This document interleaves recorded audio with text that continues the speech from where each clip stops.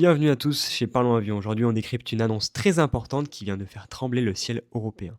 Nous sommes le 10 février 2026 et Michael O'Leary, le patron de Ryanair, vient de signer à Paris un contrat colossal chez CFM International. Alors, on pourrait se dire encore une commande de moteur de la part de Ryanair, mais pas du tout.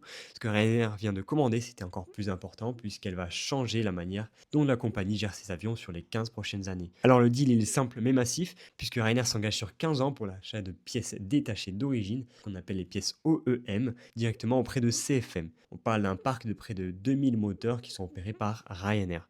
Et cela concerne les increvables CFM 56-7B qui équipent la flotte actuelle de 737 NG et surtout les LEAP 1 Bravo qui motorisent les nouveaux 737 MAX. Le montant de la transaction est bien sûr confidentiel, mais les experts estiment cette transaction à plus ou moins 1 milliard de dollars par an. Mais pour Ryanair, l'intérêt n'est pas seulement d'avoir des pièces à terme, c'est aussi de garantir la disponibilité de ces moteurs. En effet, dans un monde où les chaînes d'approvisionnement sont encore sous tension, Ryanair vient de réserver son billet coupe-fil pour les 15 prochaines années.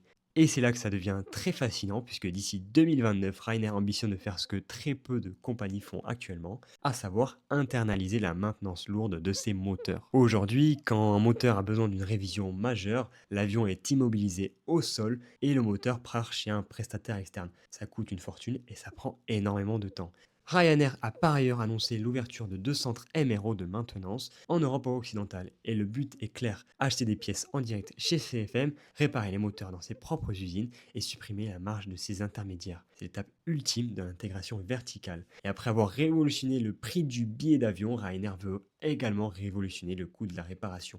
La signature de ce contrat est une première étape pour Ryanair afin d'atteindre son ambition de 800 avions opérés par la compagnie d'ici 2034. Et pour faire voler autant de machines avec un délai de métronome, vous ne pouvez pas dépendre des délais des autres compagnies. En signant avec CFM, la co-entreprise entre Safran et General Electric Aerospace, Ryanair s'assure que ses futurs Boeing 737 MAX 10 ne resteront jamais cloués au sol par manque de pièces. C'est une stratégie de forteresse, on verrouille les coûts, on sécurise les stocks et on continue d'écraser la concurrence sur les tarifs. Une petite parenthèse pour ceux qui aiment le personnage, O'Leary, le PDG de Ryanair, est resté fidèle à lui-même puisqu'il a débarqué à la signature avec le maillot de l'équipe de France. On pense notamment avec la défaite par rapport à la défaite de l'Irlande contre la France au rugby au tournoi des 6 nations. Une touche d'humour qui cache un sens des affaires redoutable, il sait que pour gagner en Europe, il va falloir s'allier avec les géants industriels français.